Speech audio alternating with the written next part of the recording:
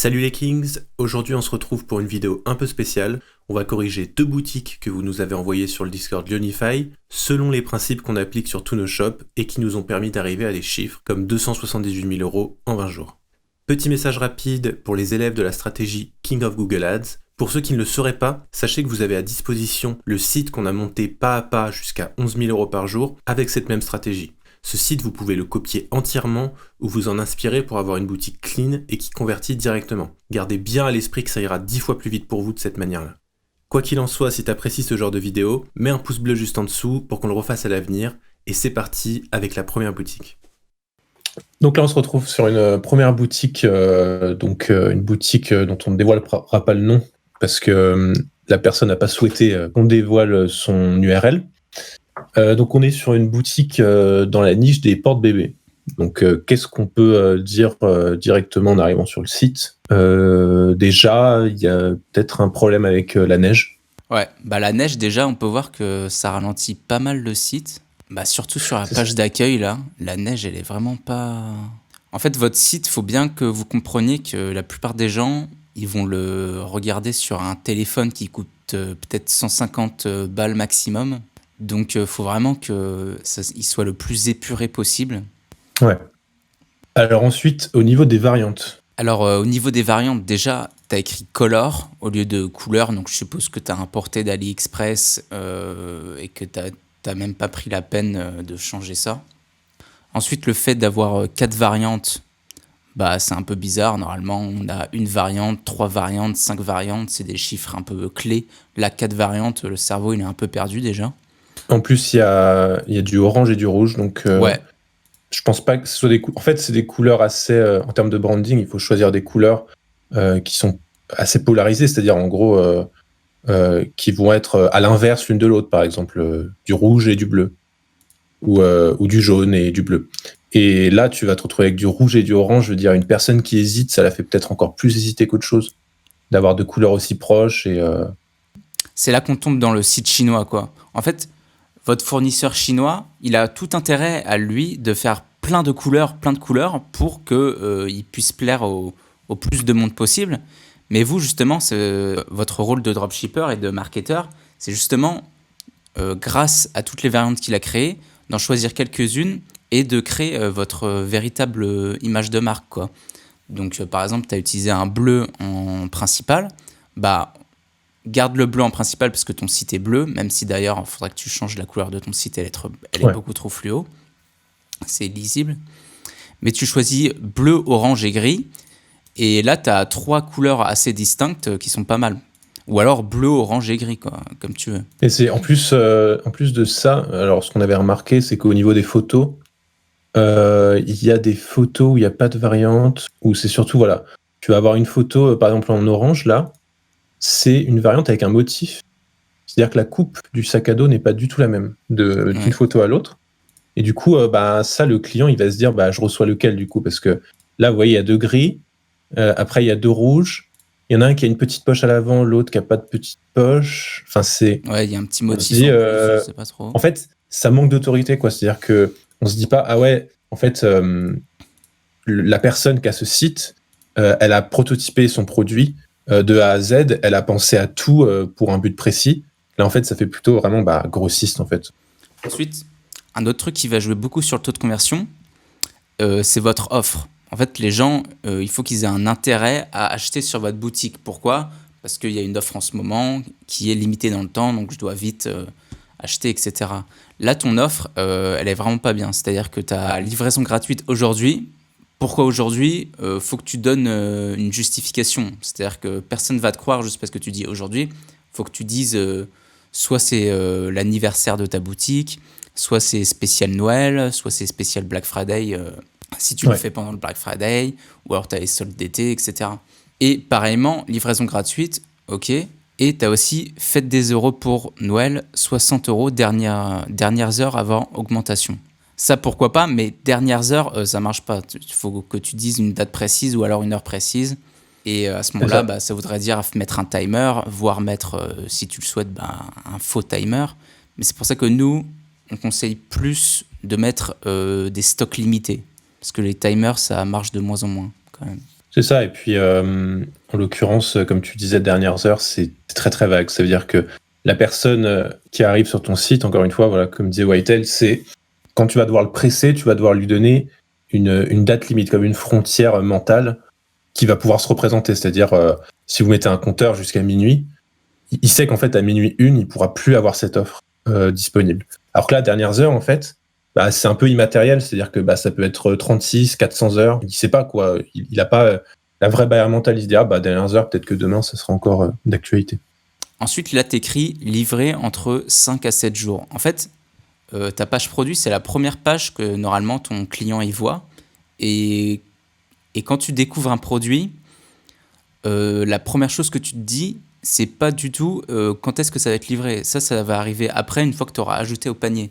Donc ça, c'est une information inutile et il faut vraiment pas bourrer trop d'informations inutiles votre client. Il faut lui mettre les points clés de votre produit déjà pour qu'il ait envie de l'acheter. Déjà, il s'en fout totalement de la livraison à cette étape.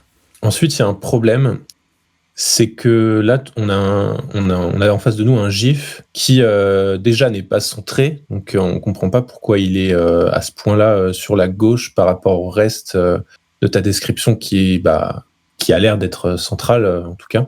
Et en plus de ça, ce GIF, alors il y a une marque en bas, Severad. Donc à mon avis, ça a été pris d'ailleurs parce que c'est pas du tout le nom de ton produit. Donc ça, soit tu peux le corriger en floutant, soit tu essayes de couper, de recadrer le GIF, soit tu te débrouilles, mais ça fait pas pro du tout, quoi.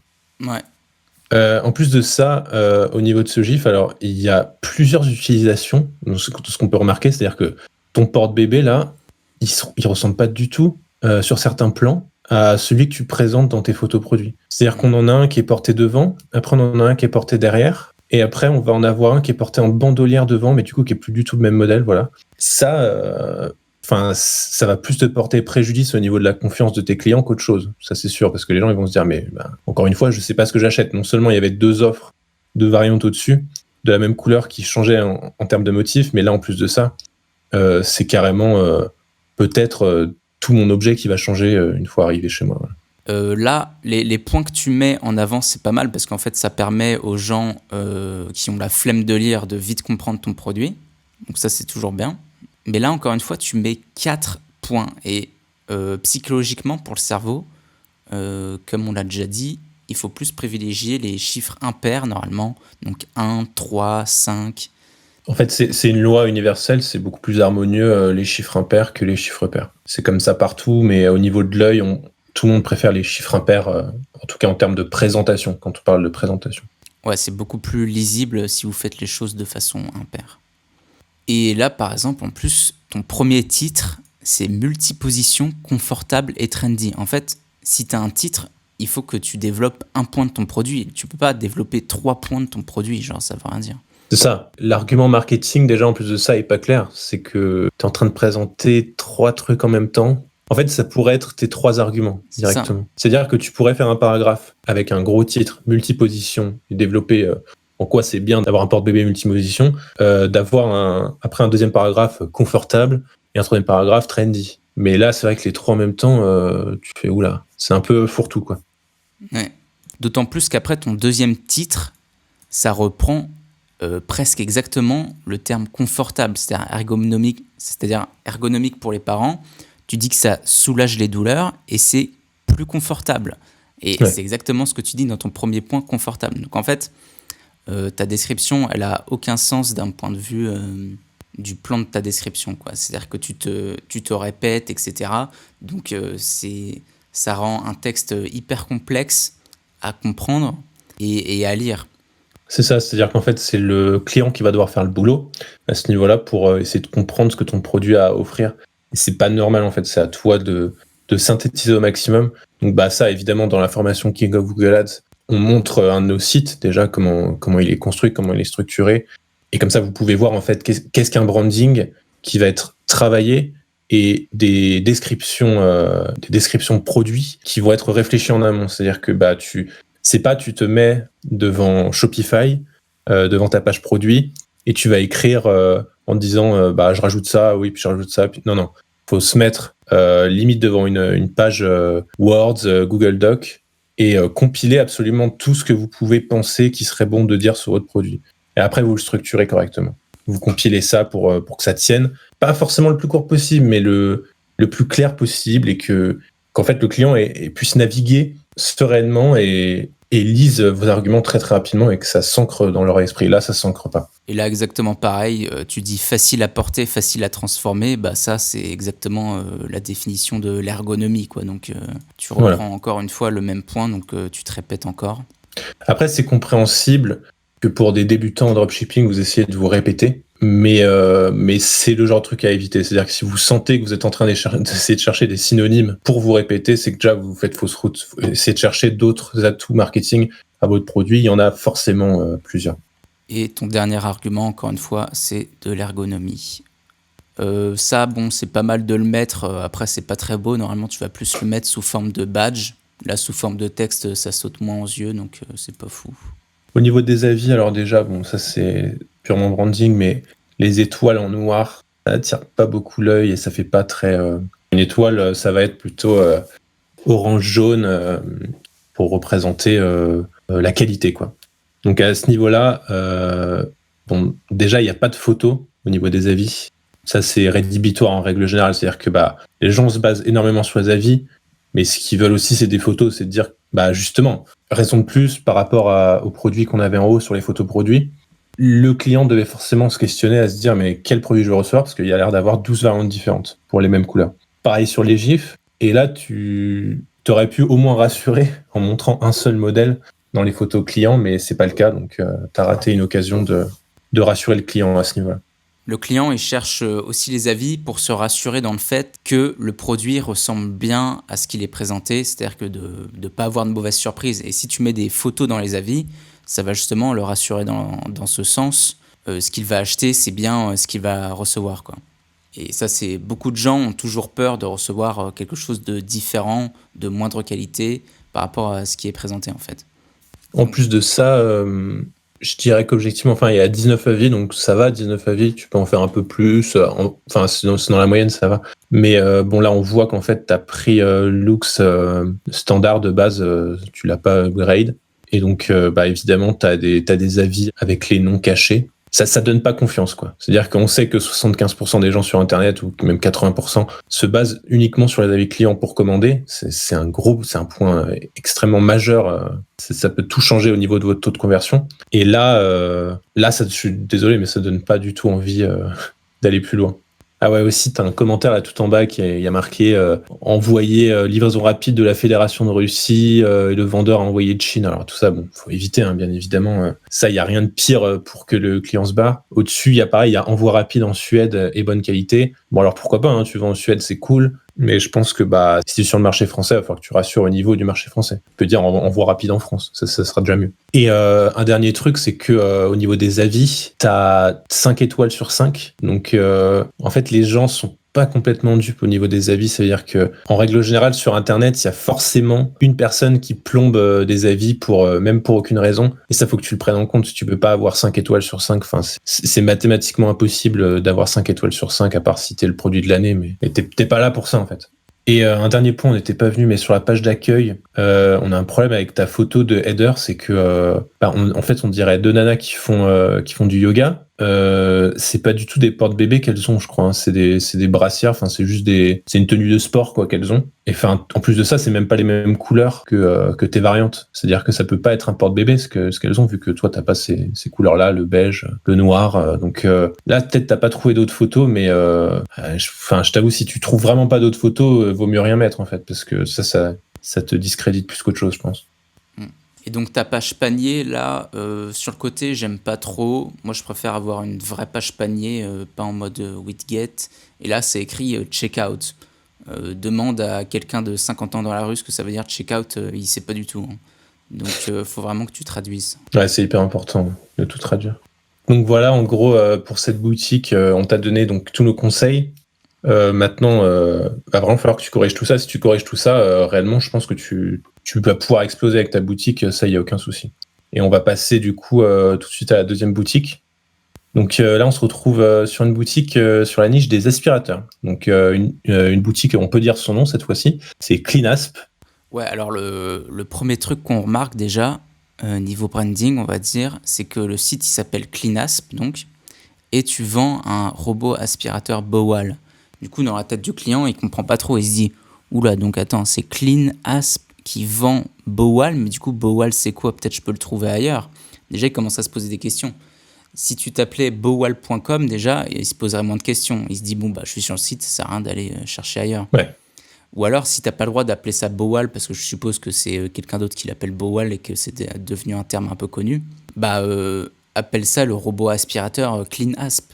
Voilà, CleanAsp, effectivement, ça paraît naturel, je pense, pour toi quand tu as cherché ton nom, mais au final, il faut vérifier au niveau des consommateurs. Tu sais, tu peux directement demander à ta famille, hein, genre, tu dis qu'est-ce que ça vous fait penser ce nom-là directement. Je pense que personne trouve. Hein. Du premier coup, c'est très compliqué de se dire ah bah CleanAsp, c'est forcément un aspirateur qui est clean, quoi. CleanAspi, ça serait déjà mieux. Ouais. Bon, ça serait pas forcément très beau, mais en termes de compréhension du consommateur, directement de se dire, ah, ok, bah là, je suis à l'endroit où il y a des aspis, quoi, genre il y a Ou des alors aspirateurs. Aspi Clean, quoi. Donc, bon, on comprend. Voilà, exactement. Clean Asp, Asp, on ça sait pas fait- trop ce que c'est, quoi.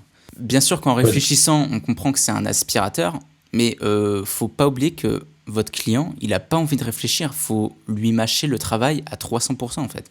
Voilà, c'est ça. Ça peut paraître des détails, c'est peut-être l'impression qu'on passe sur des détails qui n'ont pas lieu d'être, mais en fait, c'est quand même assez important. Parce que si vous faites de la pub, en plus à l'extérieur, comment dire, si vous n'avez pas forcément des communautés Instagram ou quoi, mais que vous faites de la pub Facebook, par exemple, votre nom, il est quand même assez important, quoi. Il véhicule, en termes de branding, un nom de marque, ça véhicule soit une idée, soit un concept, etc. Enfin, c'est important quand même. Alors ensuite, au niveau des photos produits, moi ce qui me dérange, c'est la deuxième photo. Il y a un problème parce qu'il y a du texte déjà dans la photo. Ça, alors, vous pouvez faire comme vous voulez. Hein, si votre boutique elle convertit comme ça, tant mieux. Nous, on vous dit ce qu'on fait et ce qu'on a appris. Encore une fois, on le répète, nous, on essaye de faire un branding hyper professionnel et hyper autoritaire. C'est-à-dire que vous arrivez sur le site, vous savez que là, c'est l'endroit, par exemple, où il y a le meilleur aspirateur du monde. C'est la start-up des aspirateurs. Et quand vous arrivez ici avec du texte sur une photo principale de produit, ça fait tout de suite plus téléachat. Et téléachat, c'est plus des revendeurs, en fait. Au final, tout le monde le sait. Enfin, ceux qui achètent au téléachat savent qu'ils achètent à des revendeurs. Alors là, vous perdez un peu en autorité, je trouve. Cette photo, elle peut avoir lieu d'être, mais plus dans la description, pas en photo produit. En photo produit, la troisième photo, par exemple, est beaucoup plus parlante, je veux dire. Elle est beaucoup plus simpliste, elle est beaucoup plus minimaliste. Et là, on se dit, OK, on a affaire à un truc... En plus, Voilà. on voit le produit en action, donc ça, c'est toujours bien, une photo avec le produit en action. C'est ça. Ça convertit toujours. Même sur la première photo, alors avec la boîte par exemple, il y a un problème de qualité déjà, ça dénote par rapport, c'est pas vraiment en HD. Donc bon après ça ça dépend de ce que tu as pu trouver comme meilleure photo. Peut-être que c'est la meilleure que tu as pu trouver. Mais même la boîte derrière, ça me dérange un peu cette boîte. Ça fait pas très pro quoi. Ça fait pas très. Ça fait pas très start-up, quoi. Ça fait un peu Cdiscount, assez moche. Alors que là, t'as plus une photo qui fait un peu start-up, esprit. On a créé une révolution, etc. En fait, vous achetez jamais sur un site un objet qui est devant sa boîte. Ça, c'est typiquement un truc pas de camelot, mais de produits en général moyen de gamme. Là, tu vends un aspirateur à 75 €. Peut-être que pour certains, ils se diront, vu qu'il est à 150 € ou 160, là, je sais pas, je vois pas bien. Ouais. D'habitude, c'est sûrement un truc vraiment de bonne qualité. Et si c'est ça que tu as envie de faire paraître, faut vraiment faire attention à ce genre de détails. Quand tu vas acheter sur, encore une fois, l'Apple Store, t'as pas un iPhone devant sa boîte. Tu vois, la boîte, ça fait partie de l'expérience client quand il le reçoit. Il découvre la boîte et après, il découvre le produit, tu vois. Mais là, c'est un détail, hein, mais... Ensuite, tes variantes, c'est bien, t'en as mis 3, mais le seul problème que j'ai là, c'est qu'en fait, t'as noir et gris. Et déjà, quand on clique sur les photos, ça change pas. Bon, c'est peut-être pas le plus grave non plus parce que tu les mets les 3 ici, mais ça fait pas non plus très pro. Et moi, à ta place, je choisirais de mettre juste noir et blanc ou noir et gris. Et de préférence, je pense que je choisirais plus noir et blanc. Gris, c'est plus du tout un truc à la mode, hein. C'est les ordinateurs de 2002, c'est tout. Ouais. Donc, comme l'autre, évitez d'avoir des couleurs qui se ressemblent, quoi. Ça sert à rien, ça rajoute un choix. Et plus vous allez proposer de choix à votre client, plus il va hésiter, en fait. Et il va ne pas passer à l'achat, quoi. Ça, en fait, faut comprendre, dans le commerce, il y a des domaines où c'est intéressant de donner du choix. Par exemple, on dérive un peu du sujet, mais dans la restauration, donner beaucoup de choix. Par exemple, un vendeur de glace, il va donner beaucoup de choix de ses goûts, de ses glaces, parce qu'il veut toucher un large public qui aime pas forcément toujours la même chose. Là, en l'occurrence, on peut s'accorder sur le fait que ce soit noir ou blanc, la personne, elle recherche en premier lieu un aspirateur qui fait son boulot, et ensuite une couleur. Et je veux dire, le noir ou le blanc, ça c'est un truc universel. Je veux dire, tout le monde arrive à faire son choix entre un des deux qu'il préfère. Là, si vous rajoutez du choix, par contre, vous rajoutez de l'hésitation. Chez le consommateur, c'est obligatoire. C'est-à-dire que là, si tu peux mettre aussi rouge, bleu, violet, ça va être encore pire. Si c'est des étapes mentales en trop, c'est un effort à faire pour le consommateur de se dire lequel je prends. Et ça, sur des panels très grands de consommateurs, ça peut vous faire perdre beaucoup de ventes. Ensuite, ton offre, donc je suppose que tu n'as pas changé depuis le Black Friday. Bon, d'accord, peut-être tu fais pas de pub en ce moment, etc. Donc c'est bien parce que déjà tu prouves ton offre. Par contre, tu dis pour les 100 premières commandes. Pour les 100 premières commandes, c'est pas ouf parce que c'est en train de dire que tu n'as même pas fait 100 commandes, donc c'est pas un produit très populaire. Donc au niveau du social proof, tu te mets un peu une balle dans le pied, je trouve. C'est ça, d'ailleurs, on y reviendra tout à l'heure, mais tout en bas de ta page, tu as mis que tu avais 200 000 clients. C'est un peu beaucoup, 200 000, honnêtement. Tu serais en train de concurrencer Dyson, en fait, à 200 000. Donc, si tu as 200 000 clients réellement et que tu n'arrives pas à faire 100 commandes, il y a une incohérence. Du coup, moi, ce que je mettrais, c'est que je supprimerais pour les 100 premières commandes et je garderais, il reste seulement l'huile robot. En fait, ça sert à rien de te mettre une balle dans le pied à dire que c'est les 100 premières commandes. Parce que de toute façon, tu dis derrière qu'il reste que l'huile robot. Donc ça fait déjà une information en plus et tu te mets une balle dans le pied au niveau du social proof. Après, ton offre d'urgence, sinon, si tu enlèves ça, elle est bien. Et tu fais une belle offre à 75 €, ça c'est bien. Par contre, je trouve ton prix, il est un peu gros. Souvent, en marketing, justement, on va mettre le prix barré en énorme et le vrai prix en petit, justement, pour donner une impression que le vrai prix, il est vraiment pas cher du tout par rapport au petit prix. Là, du coup, on a l'impression que 75 €, c'est énorme comme prix, et 160 €, c'est pas beaucoup. En fait, niveau psychologique, ça joue beaucoup sur le fait de se dire, oula, putain, 75 €, ça coûte cher. Alors, ouais, c'est un symbole psychologique, quoi. Un truc plus gros, c'est forcément plus cher. Normalement, on fait plutôt l'inverse, quoi. Ouais. Et d'ailleurs, on peut revenir aussi sur les couleurs du site. Donc ça, on pourrait peut-être en faire un épisode complet, mais sur les couleurs en marketing, ça véhicule aussi des idées, les couleurs. C'est-à-dire que le bleu, en général, c'est plutôt pour le médical. C'est-à-dire que vous verrez toujours chez votre dentiste, en général, c'est bleu et blanc. En fait, ça rassure au niveau médical. Après, c'est pas universel. Vous pouvez utiliser du bleu, pas de souci. Mais là, pour l'aspirateur, le choix des couleurs, je trouve, est bizarre. Ouais. Je sais pas ce que tu penses des couleurs, toi. Alors ouais, le bleu, c'est pas le meilleur choix, je pense, sur cette niche. Par contre, ce qui est cool, c'est que par rapport à l'autre site, ton bleu, il est assez lisible, c'est facile à lire, c'est reposant. Et en plus, sur les étoiles, t'as mis une autre couleur orange qui est assez lisible aussi. Et ce qui est cool, c'est que du coup, vu que t'as deux couleurs, tu peux avoir des éléments qui sautent aux yeux, ça dénote. Donc ça, c'est un bon point. Niveau branding, c'est mieux que l'autre site en général. Alors ensuite, au niveau des descriptions produits, le premier truc qui saute aux yeux, c'est la vidéo. Numéro 1 des ventes, tu mets. Donc, numéro 1 des ventes en France, ça va être compliqué de justifier ça. C'est-à-dire que numéro 1 des ventes en France pour les aspirateurs, encore une fois, ça m'étonnerait que tu puisses concurrencer Philips, Dyson. Personne connaît Cleanasp, donc vaudrait mieux mettre révélation de l'année, par exemple. Ça, c'est produit révélation de l'année, nominé, je sais pas quoi. Ça, déjà, ça serait plus possible, en fait. Et puis, au niveau de la mise en page, après, alors là, premier truc qu'on voit, c'est que c'est plutôt bien mis en page, honnêtement. Les textes qui alternent avec des gifs entre les deux du produit en utilisation. Moi, honnêtement, je trouve ça plutôt pas mal. Pour l'instant, en termes de mise en page, ça rend pas mal. Ouais, c'est assez clair, c'est-à-dire que tu mets un titre et tu développes un petit peu, mais pas trop non plus. Par exemple, là, tu as 2 paragraphes, autonome et performant, c'est bien. Par contre, on avait lu ton texte de description et c'est pareil, tu te répétais un peu. Alors, c'est très bien la mise en page, par contre je pense que c'est un peu long par rapport à ce que nous on préconise, c'est-à-dire que encore une fois nous on préconise vraiment le plus court, le plus efficace. Nous on fait 3 points. Et du coup, Nous on fait 3 points, et là par exemple tu as 6 points. Donc déjà 6 points, comme on disait avant, le cerveau c'est pas ouf, vaut mieux faire 5 points déjà. Et en fait En plus, tu peux facilement réduire parce que tu te répètes pas mal. C'est-à-dire que là, tu écris que c'est autonome et là, tu dis que c'est intelligent. Par exemple, dans le paragraphe intelligent, tu dis il est totalement autonome. Et là, tu as déjà le truc autonome ici. Donc, tu te répètes de ouf en fait. En plus de ça, performant aussi, je crois. Le côté performant, il revient souvent en fait. Ouais, performant, nettoyage optimal et un balayage efficace. Tu te répètes beaucoup là. Ça pourrait être effectivement synthétisé, tous ces arguments en un seul. Ouais. En fait, tes 3 points, de ce que je comprends, c'est qu'il est autonome, il est performant et il est silencieux. Donc fais un paragraphe autonome, fais un paragraphe performant et fais un paragraphe silencieux. C'est ça. Et c'est tout. Et tu auras tout résumé. Surtout qu'en fait, tu as 6 points, si tu veux. Et dans les 6 points, tu vas en avoir plusieurs où les titres, ça va être argument et argument. Ouais. C'est-à-dire que tu vas avoir 2 arguments, et après tu vas devoir expliquer 2 arguments dans un paragraphe, puis après tu vas avoir un autre site, ça va être argument et argument, et il va y avoir 2 arguments qui vont se correspondre. Enfin, c'est un mélange d'arguments. Au niveau clarté, en tout cas, c'est mieux de mettre juste, par exemple, là, ta filtration et nettoyage optimal, tu mets nettoyage optimal. Voilà. Et après, dans ton paragraphe, tu peux parler de la filtration. Tu peux dire grâce à un système de filtration efficace, etc., etc. Et après, au niveau de tes photos, ça c'est pas mal déjà. Le petit gif, pourquoi pas, ça montre le truc en utilisation. Là, silencieux, ça image bien le fait qu'on peut tranquillement faire une partie d'échecs. Une détection anti-chute.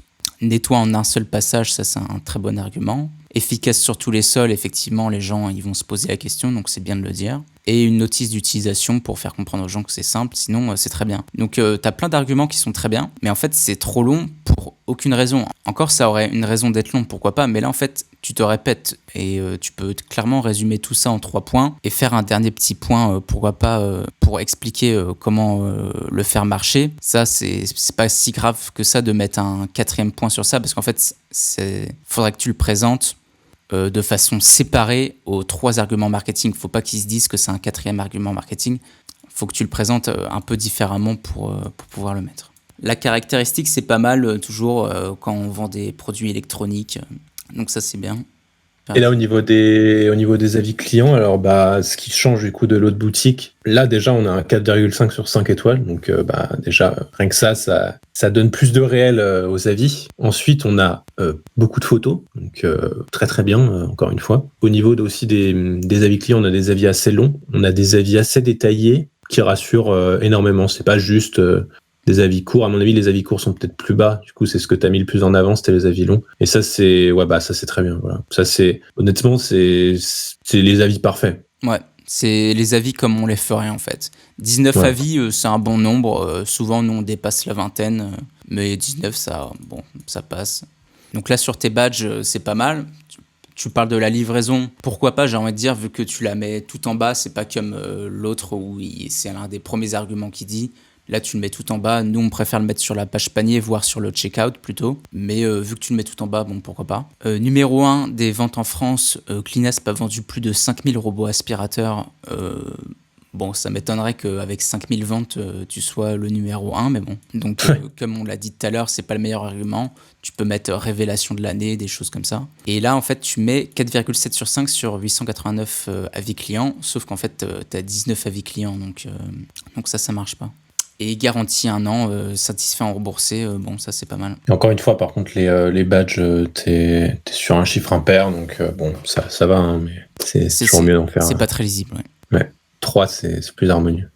Et voilà, là, donc on retombe sur ce que j'avais dit au départ, c'est l'équipe qui vous remercie, merci pour votre satisfaction, etc. Et merci à nos 200 000 clients dans le monde.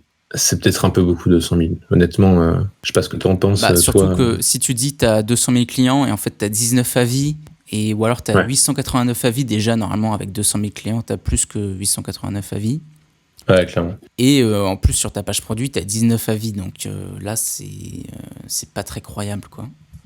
Et d'autant plus que l'image que tu utilises, bon, c'est pas très grave, hein, mais c'est des têtes d'Américains, quoi. Ouais, ça fait un peu corporate, enfin, ça se voit que c'est une stock image, quoi. Après, bon, c'est toujours bien de la mettre, on peut dire, mais honnêtement, tu te compliques un peu la vie pour rien. Là, t'as ta page panier, elle est très bien, hein, pourquoi pas. T'as qu'un seul bouton et tout, ça c'est cool. Par contre, si tu sais coder un petit peu, c'est mieux de remettre la promo, en fait. Et aussi de mettre les badges garantie 1 an, etc. C'est plus là que ça a un impact, sachant que ta page produit, il y a très peu de gens qui vont tout en bas en fait. Et donc c'est bien de les mettre ici plutôt tes badges. Voilà, en tout cas, au niveau de cette boutique, il y a beaucoup moins de boulot que sur la première. Mais honnêtement, si tu corriges les petits points qu'on t'a dit, ça devrait pas te prendre trop de temps. Et tu vas sûrement augmenter ton taux de conversion si tu suis tout ce qu'on a dit. Et pour ceux qui sont dans notre formation King of Google Ads, n'hésitez pas à prendre, même pour parfait exemple, la boutique qu'on crée justement dans la formation, vu qu'on vous donne le lien de la boutique. C'est une boutique qui a fait jusqu'à 11 000 € par jour. Donc c'est prouvé totalement qu'elle marche. Donc n'hésitez pas à reprendre la structure du site en fait. Au niveau des points de la description, le nombre de points de description, la longueur, les avis clients, le branding, etc. Merci à toi d'avoir suivi cette correction de boutique. C'était pour nous la dernière vidéo de 2020. On se retrouve donc en janvier 2021 pour te donner toujours plus de conseils en e-commerce et exploser tes objectifs. Bonne fête et ciao.